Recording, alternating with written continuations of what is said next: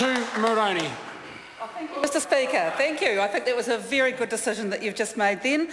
In the first 100 days of this government, many of the ministers are looking at their program for what they will do. What are the priorities for the first 100 days?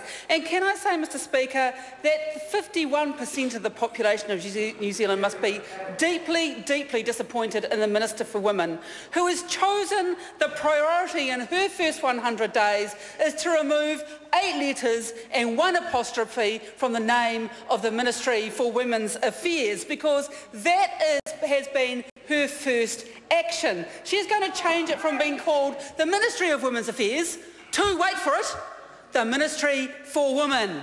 And that is going to make a big difference to all the women in New Zealand. Well, Mrs King asked, how much is that going to cost? We simply don't know. There'll be the cost of a new logo. There'll be the cost of new signage.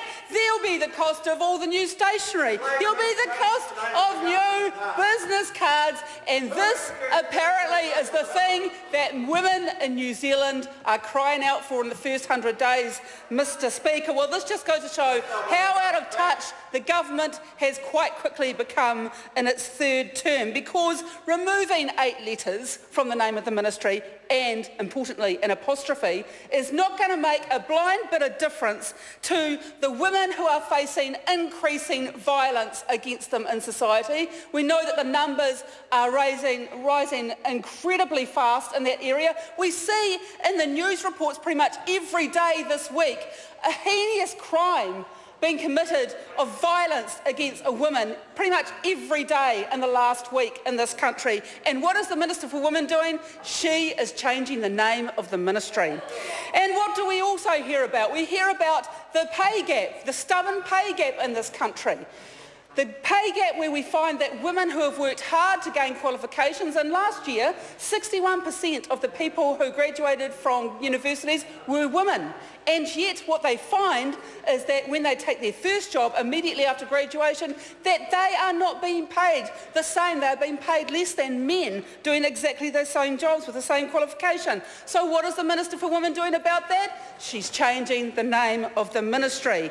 And what about the women who are struggling to feed and clothe their children? The growing child poverty in this country and the role that women face in that, many of them on these new 0-hour contracts that the government seems okay and quite happy to support. Well, what is the Minister for Women's Affairs, Minister for Women doing about that? She is changing the name of the Ministry of Women's Affairs, and that is totally irrelevant to the sorts of issues that women face today.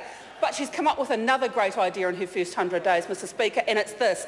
All of these problems that women face today in New Zealand can be fixed if only they would enter a beauty pageant. Yes, a beauty pageant, Mr Speaker. It sounds bizarre, but it's true. This, in the first 100 days, is what the Minister for Women has prescribed as being the big fix-it for women in New Zealand. Why is the Minister for Women, Louise Upston, starting to fight and relitigate the debates of yesterday? Why is she doing that? Because we've had the debate about beauty pageants. It's been and gone. And by the way, Minister, who opens the door is not a political statement.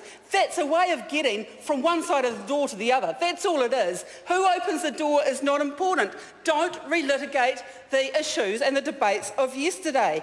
We had the Minister, at the height of the Roger Sutton sexual harassment fiasco, go to Christchurch.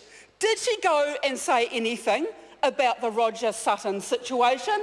No, she went and put on a bit of high-vis gear and went and had her photo taken, launching some new high-vis gear for women. She was in Christchurch, where the debacle was taking place. She said nothing. It was up to Labour leader Andrew Little to actually come out and say that that was a fiasco, that that press release was utterly and completely wrong, and good on Andrew Little, because he had the courage to call it when the Minister for Women did not. The Minister for Women took 10 days.